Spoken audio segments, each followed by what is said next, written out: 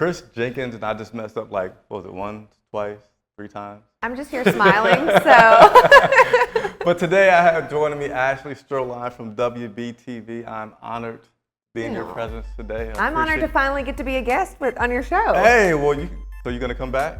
If we got all these cameras rolling to capture. I'm with it. All right, she's coming back. So let her know how much you like her being on the show. Well, fingers crossed. You might not want me to come back. So we're going to talk about that great game yesterday. Did you have a heart attack at all during that game? Well, the first half was so good, and then the third quarter happened, and I was just like, the Panthers were rolling in the first half. Third quarter, it just fell apart. And then it did. Yeah. It did. I thought it was a really, really good game to watch, like entertainment value. Yes. If you're a fan, sure. Well, maybe. You may have been really angry. You may have cut it off at some point just to take a little break. No, don't ever cut off the game. Ever. I have to walk away sometimes. It's not good for my health when I'm invested as a fan. Yeah. Now, as a reporter, obviously, I'm tuning into it to the every play. Yeah. So how were you the last moment of the game? Well, what I love about what we get to do with our credentials, the last 2 minutes, we get to go out on the field. Yes, you do. So I was really excited to get to be on the sidelines when Barkley scored that touchdown and the Giants took the lead. Right. And then I got to be there on the other end when Gano hit the game winner. So it's really cool to be down there and hear the excitement from the fans and what the players are going through and just how much they have to focus in those final minutes of the game. Yeah. But it was super exciting. But how many times have the Panthers done something like that to us? They do it a lot. And what caught me off guard is I have been a part of those cardiac cat moments, and I've kind of just like been on edge a little bit. But yesterday, I'm a big fan of Graham Gano. I'll just let you guys know. I think he's an awesome dude. So maybe that added to it, but I was just like, oh my God. Like the heart was racing. And I was like, as long as he gets it off, I think we're going to have a good chance. And he got it. We didn't get blocked at the line, so I like it. Yeah, it's funny. I was thinking at the end of last season, he was cleaning out his locker because he didn't know if he would get that contract that he got over the summer. So it was like, this could be it for me. And now, here he is, week 5, longest field goal of his career, game winner. All right, so let's go to our quick points. Thomas Davis returned today. Yes. A lot of people have been excited about his return. What do you think his impact will be on returning to that team? Well, first and foremost, I think just bringing that leadership and all the enthusiasm that the defense and the entire team kind of gets when he's in the locker room. Yeah. So when they talked to Shaq Thompson today, he was so excited, saying, our leader is back, our head honcho, like he's here. So just that energy, first and foremost. I think it's hard. He's been away for a month now. A little over a month. Yeah. You're right, a month. Yeah. So we'll see. But I'm excited for him. Thomas Davis is someone that this community embraces so much, both on the field and off. So it'll be great just for the whole atmosphere. TD. Yeah. Yeah, I agree. I think the defense has been good. I don't think there's going to be like something miraculous in, but I think his leadership, him being there like a vet, as many years he's been there, how those guys look up to him, I think that'll help with that defense. And I'm sure Luke will be extra excited to have his buddy out there. So we're going to see some. Quite the bromance. Right, it is quite the bromance. Next topic I want to talk about, and then you can piggyback and tell me your thoughts, are these wide receivers, right? So you look at the game yesterday, and Devin Funchess. Why did I say Devin Funchess? DJ Moore is what I want to talk about. DJ Moore didn't get too many touches. And he did towards the end of the game. He got some more, helped them get in that position for that long field goal. But during the regular preseason and OTAs, we're like, our wide receivers are great. We've got some potential. Curtis Samuel's been hurt. But DJ Moore, still want to see more out of him. I've asked Ron Rivera about it, and he said, he's not worried about his confidence. But at one point, DJ Moore had 2 receptions, and he had 2 tackles. Right. But you know what I liked about it? I'm like, Cam in the past has said, I'm just a football player. I just like to play football. I can do it. I really think that DJ Moore is an incredible athlete because if you have 2 receptions, your first round draft pick, you can put your head down. You could see an interception, all right, I'm not gonna. But he runs over there and he still wants to make a play. So I really want to see more DJ, and I want to see the team put a concerted effort towards getting him the ball. Right. You mentioned tackles. Cam Newton had a tackle yesterday. He did. He was pretty proud of that. Yeah. He played somebody out. Yeah.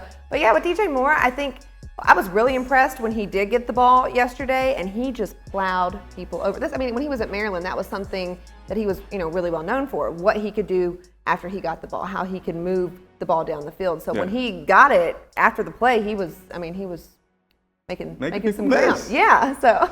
How long do you think they can keep saying, like, we're going to wait, bring him along, and we're just going to see?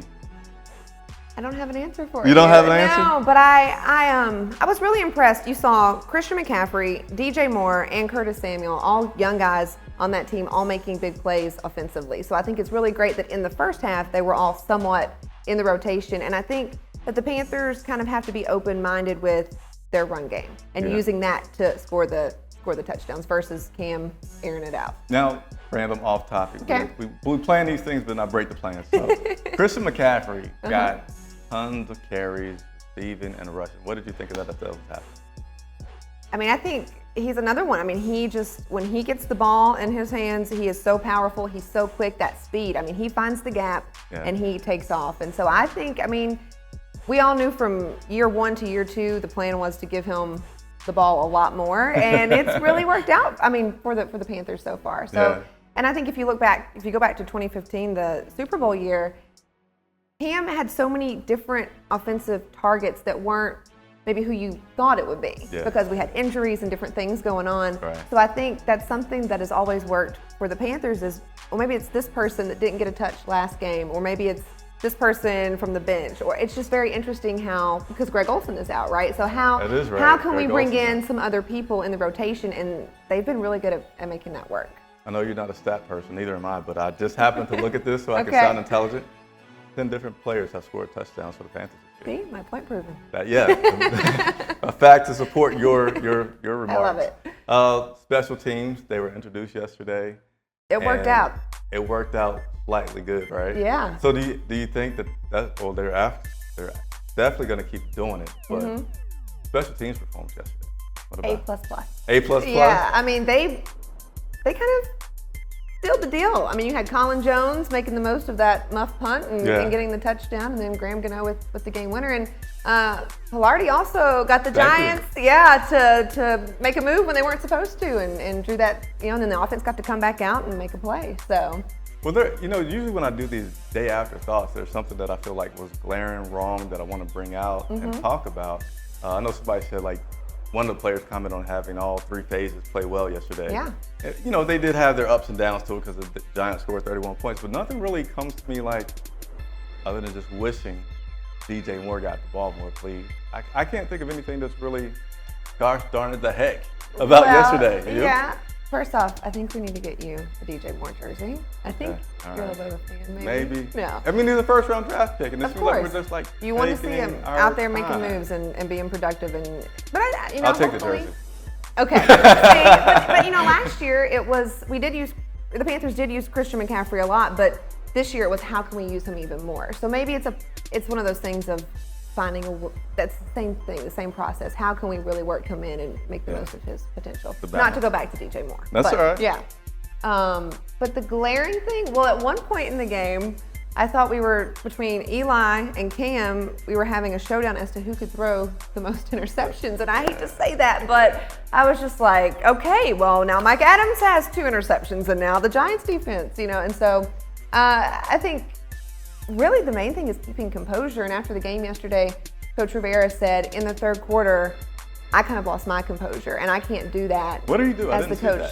I think maybe I didn't, but maybe it was just his emotions, his leadership, just everything that makes him who he is, the frustration with calls not going the way he thought they should go. So I think maybe just overall he made that statement saying, I've got to make sure that I'm on my A game every play of the game because I am setting the tone for my guys on the field. Okay. Yeah. Rounding third base here as we do this recap. I said Thieves Avenue. I know you don't like it because you said that was a place and time for that team. But are our cornerbacks a lot better than people think they are? Than we thought? No? I think they finally have some consistency. So you go back to the original Thieves Ave, and yes, I'm always partial to the originals just because that was such a special year. You can never repeat those guys. Well, I mean, I haven't seen a Thieves Ave sign up in quite a while, so maybe there'll be one soon. But you have the veteran leadership of Mike Adams. You've got the young guy in Dante Jackson. So I think maybe they're finally finding their groove again. So got Eric Reed coming in with some good leadership skills as well. So Maybe it's just that special bond has finally worked its way back in. You know, I think James. And Bradbury, yeah. Yeah, James is going to feel a little bit of pressure of like, this guy on my side is talking because he has 2, and this guy, so, he's probably feeling like he needs to get some. But even though he didn't get any interceptions yesterday, the pass breakup with Odell Beckham in the end zone, that was huge. He was happy about that. he should be. I mean, because Odell had it, you broke it up. So I mean, it's not always about grabbing the interception. Of course, you want to, and you want to compete with your teammates because that's just how it goes. But as long as you're shutting down your guy one way or the other. And we get the W, right? We kind of forget all the bad things that happen, right? A W heals all. Yeah, for the moment. And then you go into the film room and you start studying, and it's like, we've got to correct X, Y, and Z before next week. So. Which is going to be against the Washington Redskins. Yeah. All right. Are you going? I will not be there, but I thought about making the trip. I went the last time, but of course, the one and only Josh Norman, former CB here in Carolina, I'm sure that'll be a little bit excitement and at some point be a hot topic come next weekend. I'm sure somebody will stir the pot, but at this point, it should be all hugs.